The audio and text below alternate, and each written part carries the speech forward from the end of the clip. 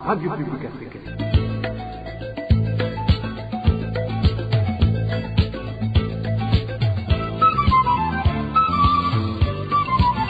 Radio Publique Africaine.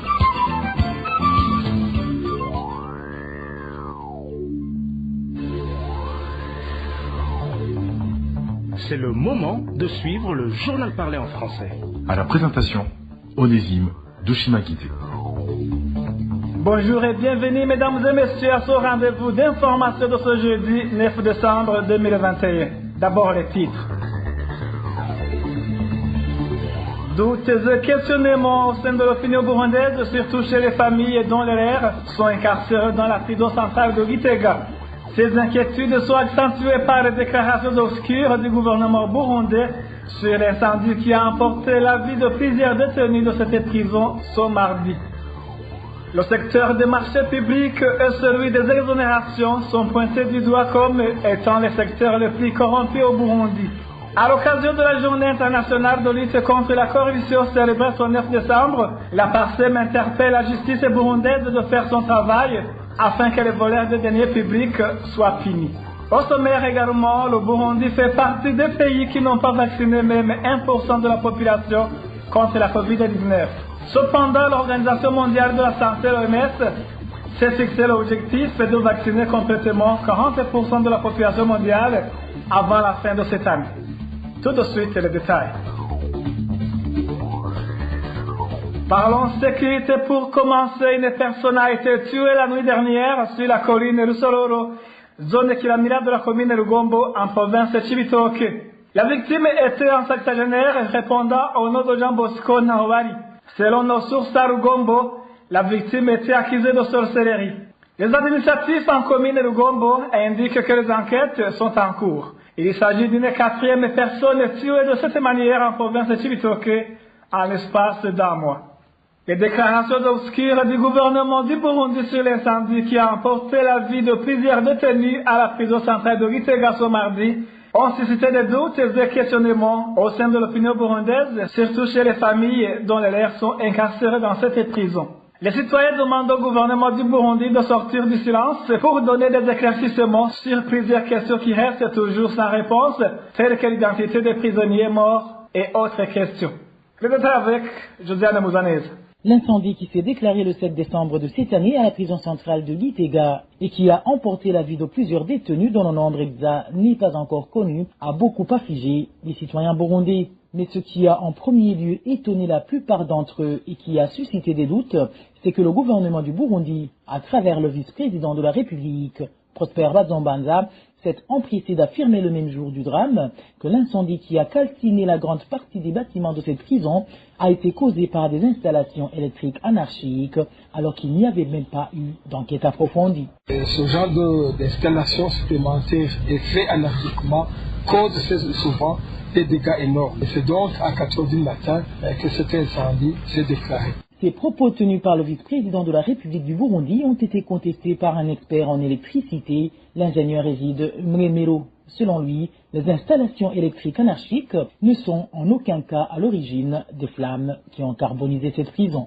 Je commencerai par définir ce que c'est un court-circuit électrique. C'est un phénomène électrique qui se produit notamment lorsque deux fils électriques sont mis en contact direct sans passer par un récepteur. Il se traduit par une augmentation brusque de l'intensité du courant qui peut aller jusqu'à provoquer un incendie. Mais les dégâts causés par un incendie dans les installations domestiques, on parle d'un court-circuit monophasé, qui cause des dégâts, oui, mais pas à un niveau de celui de la prison centrale de Gitega. Je dirais alors que je ne suis pas d'accord avec ce que le vice-président de la République a dit hier, faisant état que l'incident qui s'est produit dans la prison de Gitega serait causé par un court-circuit. La deuxième chose que la plupart des citoyens ne comprennent pas et qui reste douteuse, c'est que même si le vice-président de la République Prosper Bazombanza a donné un bilan de 38 prisonniers décédés suite à l'incendie, le gouvernement n'a jusqu'à présent pas communiqué l'identité des défunts afin que leurs familles soient au courant de leur décès.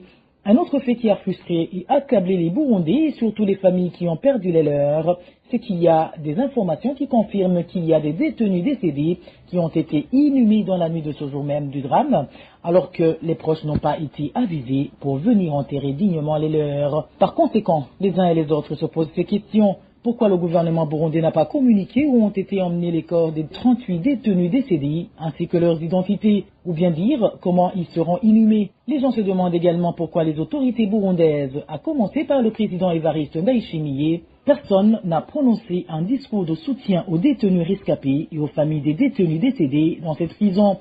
Ces mêmes dirigeants du pays n'ont pas indiqué également comment les détenus blessés lors de cet incendie vont continuer à recevoir des soins. Une autre question cruciale que les Burundais se posent, c'est que l'incendie qui a ravagé la prison centrale de Gitega et qui a tué plusieurs détenus ne serait pas lié au cambriolage qui a eu lieu la veille au tribunal de résidence de la commune de Gitega, dans la nuit du 5 au 6 décembre, un cambriolage au cours duquel environ 1000 dossiers ont été volés par des personnes non encore identifiées. Les Burundais en général demandent ainsi au président de la République Évariste Ndayishimiye et aux autres autorités de sortir du silence afin d'apporter de la lumière à toutes ces interrogations. Ils demandent également des enquêtes indépendantes et approfondies pour que les causes réelles de cet incendie soient révélées et que les prisonniers décédés soient dignement enterrés en présence de leurs familles. Merci à toi, Josiane Mouzaneza. Les familles des prisonniers de la maison d'arrêt de Gitega ne savaient plus à quel sens se vouer.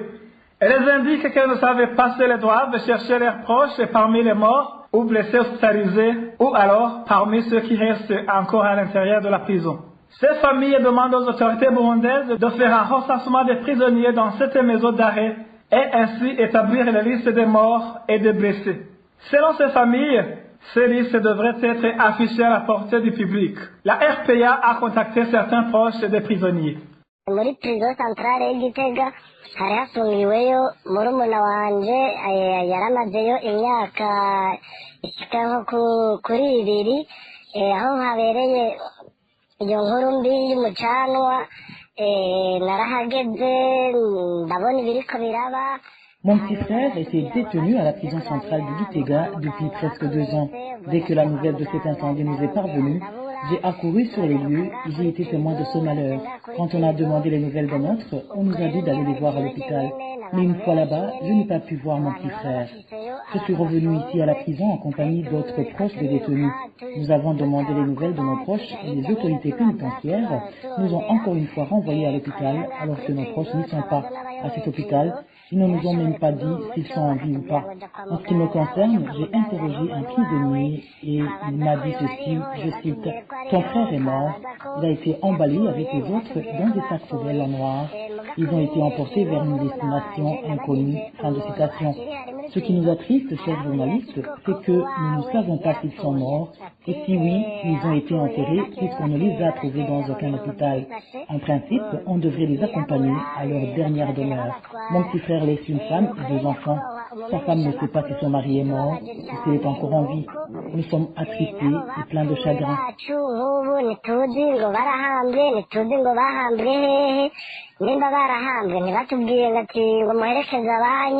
Murumuna wanje afite umugore n'abana 2 asize ubabana n'umugore ntibazi ngo uwabo yahambwe cyane ntiyahambwe nuko rero umubabaro n'ukuri turawufise agejeje kwaza n'abantu bose bari mu ntubeya.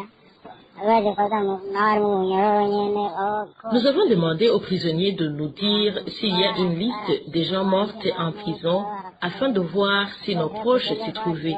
Les prisonniers nous ont dit qu'il n'y a pas de liste et le nombre exact des morts difficile à établir.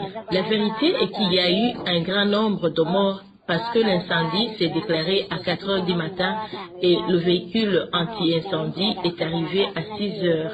Beaucoup de gens sont morts et on ignore le chiffre exact des morts.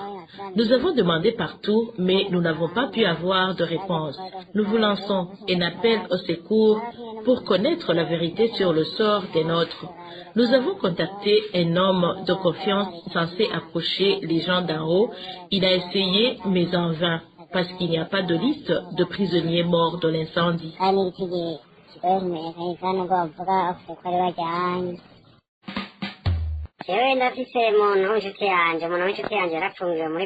J'ai un parent emprisonné dans la prison centrale de Gitega. J'ai demandé s'il était mort ou vivant. Je n'ai pas pu avoir de réponse. J'ai pu interroger un prisonnier qui n'a pas trouvé non plus de réponse. Ensuite, je me suis déplacé dans divers hôpitaux de Gitega. Je ne l'ai pas trouvé. Petit à petit, j'ai fait des enquêtes et j'ai su qu'il était mort. Il est mort, mais curieusement, je me suis déplacé à la prison de Gitega, mais les autorités ne nous ont pas donné des éclaircissements sur les circonstances des morts. C'est clair, il est mort. Mais ils ne nous disent pas si nous devons l'enterrer. Non plus, ils ne nous indiquent pas le lieu de sa sépulture. C'est incompréhensible. Si une personne est emprisonnée, c'est supposé qu'il sera libre un jour. Au cas où il meurt, les usages exigeaient d'appeler ses proches pour l'enterrer en toute dignité, sauf s'il est sans parents.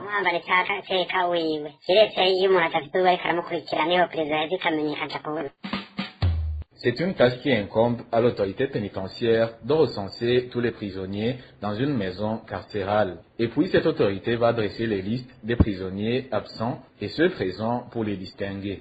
Ensuite, il faut appeler les familles pour qu'ils constatent si leurs proches se trouvent en prison. Chaque famille devra se rendre compte de la présence ou de l'absence d'un proche. En cas d'amalgame, cela reste un problème. La difficulté aujourd'hui, c'est que des prisonniers ont été enterrés le même jour pendant la nuit. Personnellement, j'ai tout de suite compris qu'il y avait anguille sous roche en cherchant à dissimuler un problème afin d'attester le seul nombre de 38 morts. D'autres témoins estiment que ce chiffre est très minime par rapport au nombre exact des disparus. Le Forum de diaspora burundaise FOBID souhaite que des enquêtes soient diligentées pour déterminer l'origine de l'incendie qui a ravagé la prison de Gitega. Dans un communiqué de presse sorti ce mercredi, le Forum de diaspora burundaise FODIB souhaite que des enquêtes soient diligentées pour déterminer l'origine de l'incendie qui a ravagé la prison de Gitega. Le FODIB demande également que le gouvernement organise les funérailles et se fasse soigner les blessés. Je vous propose d'écouter Oscar Boutare, il est président de la FODIB.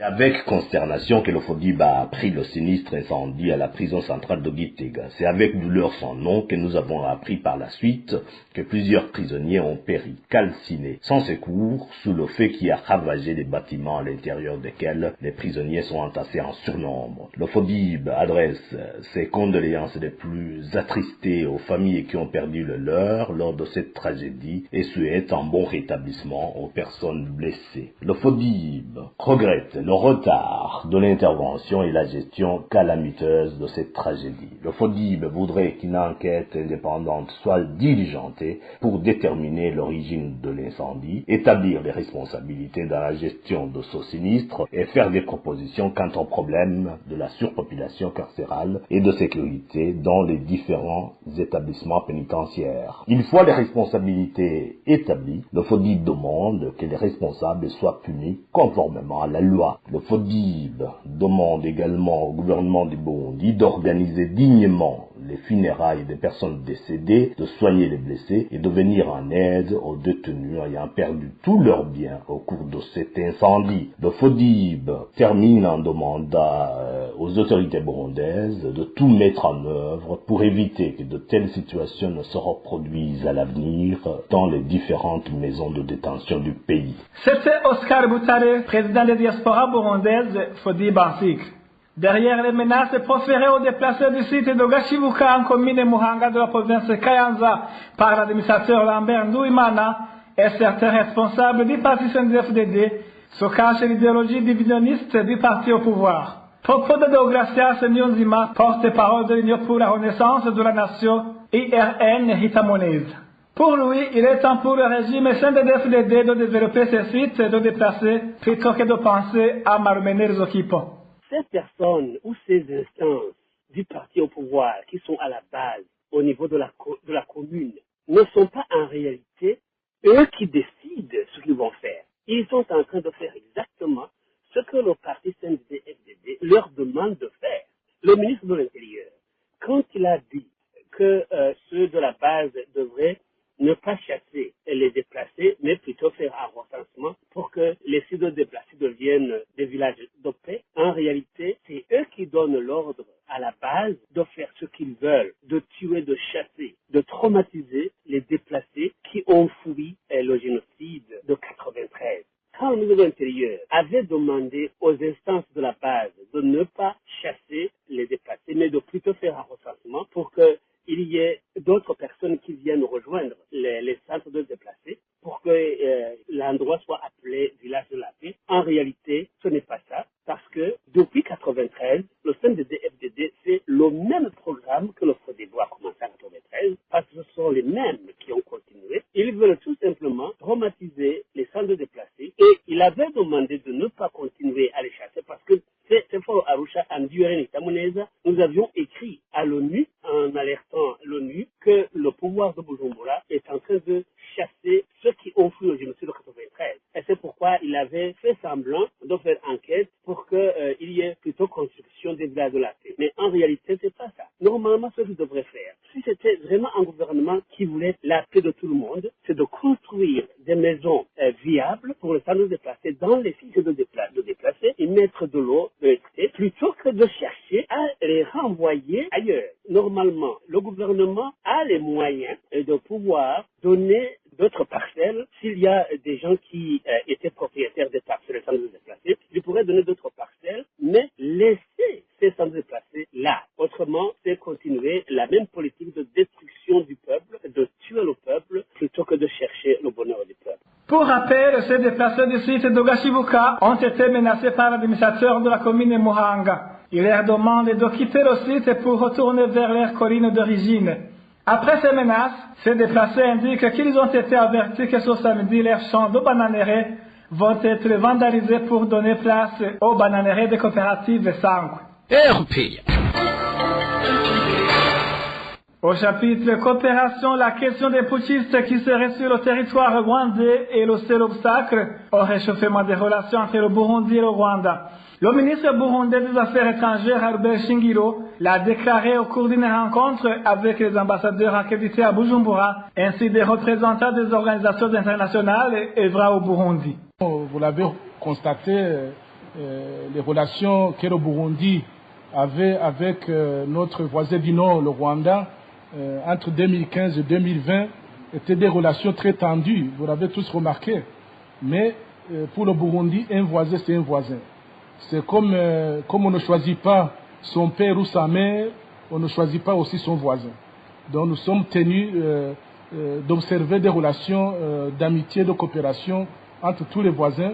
Vous avez remarqué qu'en 2020, j'ai moi-même brisé la glace et allé rencontrer mon collègue Vincent sur la frontière commune pour commencer ce dialogue en vue de la normalisation de nos relations avec ce pays frère. Et le dialogue continue. Je l'ai rencontré à New York. On a échangé sur les voies et moyens de renforcer davantage nos relations et de normaliser nos relations. Et vous avez remarqué que le Premier ministre rwandais a effectué une visite au Burundi. Tout ça sont des gestes qui ne trompent pas, qui montrent la volonté partagée entre nos deux pays pour aller de l'avant ensemble. Vous remarquez de temps en temps nous échangeons des criminels de part et d'autre. C'est vraiment des gestes concrets que nous apprécions. Je pourrais dire que toutes les étapes ont été franchies. Il ne reste que la remise par le gouvernement rwandais des putschistes qui sont sur le territoire rwandais. Le dialogue continue sur cette question.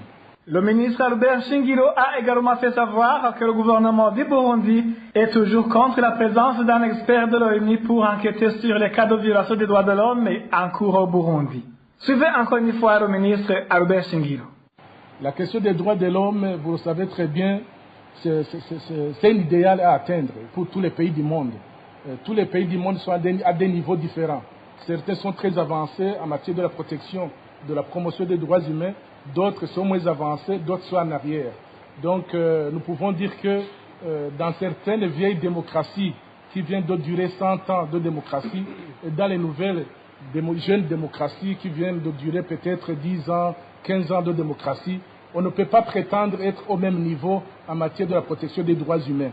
Vous avez parlé de certains mécanismes spéciaux en matière de droits humains, notamment le rapporteur spécial. Vous savez le contexte dans lequel ce rapporteur spécial a été approuvé. Donc ce contexte fait que la suite par rapport à sa visite, donc je ne crois pas qu'il y aura possibilité pour ce rapporteur de visiter au Burundi parce que sa mise en place a été un forcing malgré le rejet total du groupe africain. Certains pays ont forcé pour la création de ce mécanisme spécial.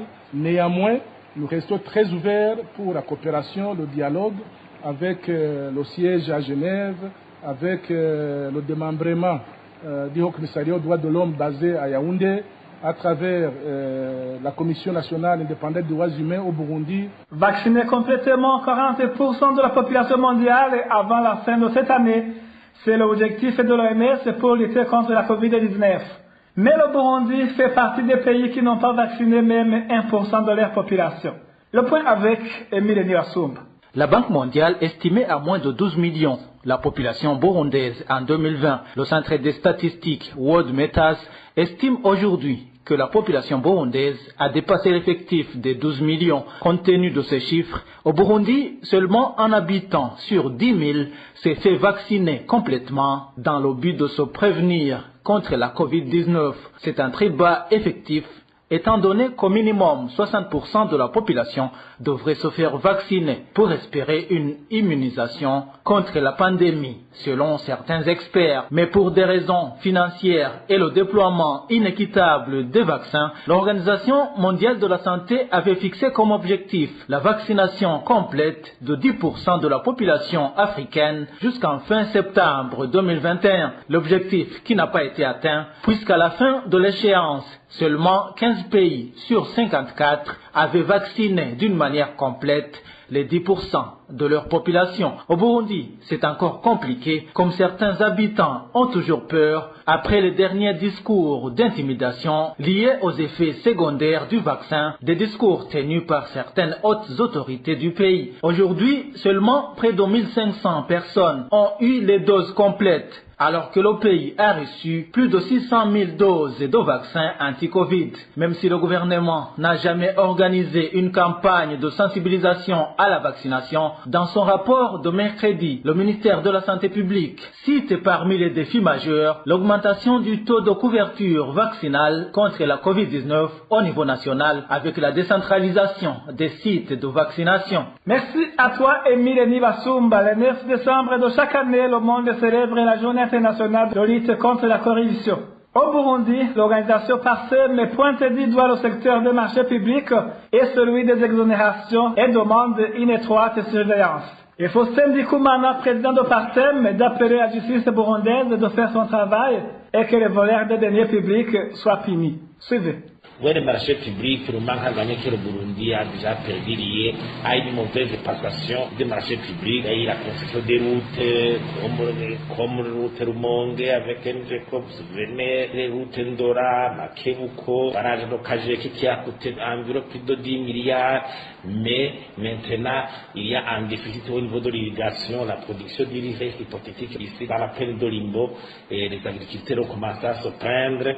Il y a des retards dans les projets. Vous savez, au niveau des exonérations, on les limite à 18 milliards dans les exercices budgétaires, mais au niveau de l'exécution, on trouve que c'est plus de 200 milliards. Malheureusement, tout cela se fait que les garanties de transparence sont mentionnées dans la loi, notamment la planification des marchés publics au plus tard 31 mars, la publication dans les journaux, la publicité, la concurrence, la transparence dans le processus de passation des marchés, l'existence des institutions comme la Direction nationale des marchés publics, l'autorité de régulation des marchés publics et la capacité de faire un audit indépendant et de faire un rapport sur la réalisation de la passation des marchés publics au moment de l'exercice budgétaire. Mais on voit que malgré toutes ces exigences, la situation reste toujours problématique.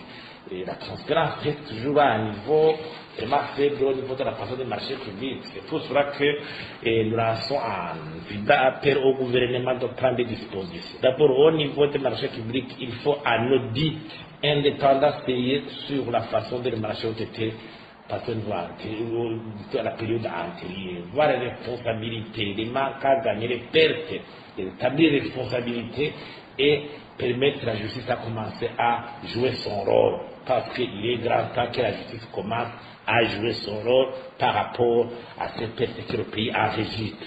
Au niveau des exonérations, on devrait d'abord arrêter l'octroi des exonérations. Une période au moins de 3 mois pour y voir clair, limiter les structures qui octroient les exonérations. Il faut qu'il y ait une structure unique qui contrôle l'octroi des exonérations, limiter les lois discrétionnaires qui donnent l'attitude à certaines autorités à accorder des exonérations. Cette journée coïncide selon Gabriel Ruffieri, président de l'ORICOM, avec 2 réunions importantes dont la 9e session des signataires de la charte pour la lutte contre la corruption et un sommet organisé par le président américain Joe Biden à l'intention des chefs d'État et territoire quasiment mondial. Gabriel Ruffieri demande à cet effet au gouvernement du Burundi de profiter et prendre de ce qui va être discuté dans ces réunions. Gabriel Ruffieri. Décembre de chaque année, le monde entier célèbre la journée internationale de lutte contre la corruption. C'est pour cette raison que l'ORICOM vient de publier un communiqué dans lequel nous mentionnons certains points que nous jugeons importants. Le premier point concerne l'organisation du Forum national sur le développement du Burundi, un forum qui a été organisé par le président de la République, le général Evariste Ndayishimiye. L'ORICOM a suivi avec intérêt les conclusions de ce forum et l'ORICOM s'est engagé à faire le suivi des recommandations ici de ce forum. Nous pensons que les points qui ont été soulevés, notamment en rapport avec la gouvernance politique, la gouvernance économique, la gouvernance sociale, la gouvernance administrative et bien d'autres points qui constituent un handicap majeur en matière de développement du pays, seront suivis et analysés avec un grand intérêt. Le deuxième point, c'est l'organisation par les Nations Unies de la 9e session de la conférence des États partis à la Convention des Nations Unies contre la corruption qui se tiendra à Sharm el-Sheikh en Égypte du 13 au 17 décembre 2021. Nous pensons que des résolutions importantes seront prises pour lutter efficacement contre le fléau de la corruption à l'échelle mondiale. Et l'ORICOM a eu l'honneur d'y être invité. Nous demandons au gouvernement du Burundi de se conformer aux décisions qui seront prises lors de cette conférence afin d'éradiquer la corruption au Burundi, qui est devenue un problème de société et un handicap de toutes les initiatives de développement.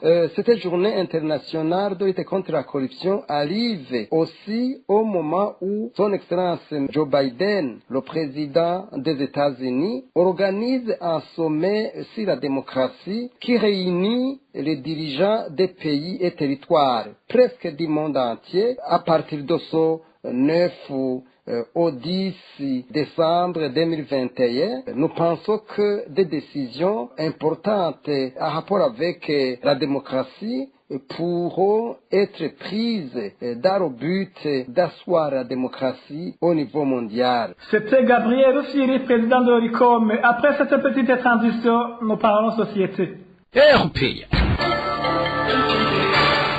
Les activités d'entretien de l'entreprise du ciment Buseko avancent bien dans la province de Chibitoke dans le but d'augmenter la production. C'est après quelques mois de sa pénurie dans différents coins du pays. Pour le moment, même la matière première pour la fabrication du ciment est déjà disponible. Le point avec Francine Mahor. L'entreprise Buseko est en train d'être réhabilitée actuellement, surtout dans le but d'augmenter sa production. Différentes activités sont en train d'être faites pour qu'avec le mois de janvier 2022, les problèmes liés à la pénurie du ciment de cette entreprise ne s'observent plus dans le pays. Cet habitat proche de l'entreprise Buseko témoigne. Actuellement, il y a un grand chantier de construction en dur qui est en train d'être dirigé à l'entreprise Buseko. À chaque fois, les camions viennent pour déposer des matériaux constitués par des métaux dans le but de réaménager l'entreprise. En tout cas, quand il y arrive, tu trouves qu'il y a des signes qui montrent qu'on est en train de bâtir de nouveaux dépôts. Donc, Notre objectif est qu'avec le mois de janvier, la production de Buseko soit augmentée.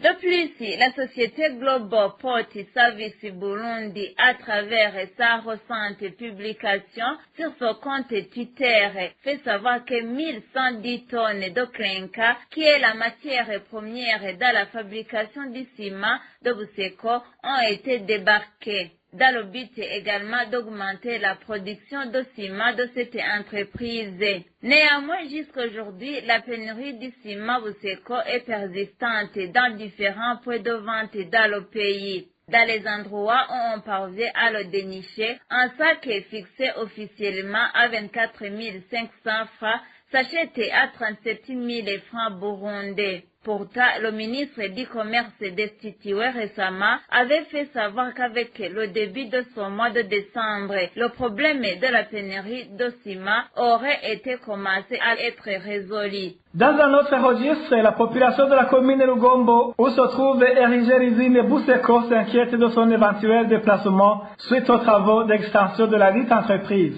Le gouvernement avait plutôt annoncé au mois d'avril un plan de délocalisation de l'usine Buseko. Le point avec Eric Nyonzima. La population de la commune de Lugombo en province de Cibitoke indique que la délocalisation de l'usine Buseko n'est pas sur le point d'être effectuée. Ses habitants indiquent avoir plutôt été informés de leur délocalisation. L'un d'entre eux témoigne. Ils n'envisagent vraiment pas de délocaliser. Ils ont même débuté un chantier de construction et ont amené des camions remplis de beaucoup de fer à béton. Vous comprenez qu'ils ne sont pas prêts à déménager. Les informations reçues entre le mois d'octobre et novembre faisaient état d'un plan de délocalisation de la population environnante, mais nous attendons toujours. Ce qui est certain est que nous continuons à souffrir de la pollution. Pourtant, Gloriose Nibarutaye, porte-parole du ministère du Commerce et de l'Industrie, avait déclaré le 2 avril 2021 que le gouvernement envisageait la délocalisation de l'usine Buseko. C'est vrai qu'on prévoit de délocaliser la Buseko. Après la descente effectuée par le président de l'Assemblée nationale, nous avons mis au point la délocalisation de l'usine comme recommandé par cette Assemblée. Toujours est-il que les habitants de la commune de Lugombo en province de Cibitoke ne cessent de décrier la naissance de cette usine pour leur santé. Merci à toi, Eric Nyonzima. Dernière nouvelle de cette édition, fermeture définitive depuis ce lundi du camp des réfugiés burundais de Mtendeli en Tanzanie. Les Burundais qui vivaient dans ce camp ont été délocalisés vers le camp d'Onduta pour ceux qui n'aspiraient pas encore au rapatriement. Le point avec Denis Claire et la trompe. Selon notre source de Mtendeli en Tanzanie, les derniers réfugiés dans ce cas ont été délocalisés au camp des réfugiés d'Onduta. Ils y sont rencontrés d'autres réfugiés délocalisés depuis le mois de juillet de cette année. Plus de 19 000 réfugiés burundais ont été délocalisés du camp des réfugiés de Mtendeli au camp d'Onduta, tandis que plus de 3 000 réfugiés ont préféré retourner au pays. Cette activité de relocaliser ces réfugiés burundais est en train d'être opéré par le RASTER en collaboration avec le gouvernement tanzanien. Ce dernier, par le responsable chargé des questions des réfugiés au sein du ministère de l'Intérieur, fait savoir qu'il veut réduire les camps des réfugiés en Tanzanie. Ceci pour faciliter la tâche d'assurer leur sécurité. Selon les informations en provenance des autorités tanzaniennes, au début de l'année qui s'annonce, le RASTER et le gouvernement vont commencer à délocaliser plus de 50 000 réfugiés burundais du camp de Nyarugusu. Selon toujours les mêmes informations, le gouvernement tanzanien veut la présence de des camps de réfugiés dans ce pays, à savoir celui d'Onduta pour les Burundais et celui de Nyarugusu pour les Congolais. Vous saurez que le pays de la Tanzanie abrite toujours plus de 130 000 réfugiés burundais. Merci à toi, Dominique. Il a trouvé un point final de cette édition. Merci, mesdames et messieurs, d'avoir prêté oreille attentive. À la présentation, c'était Onésime Dushimagis. Au revoir.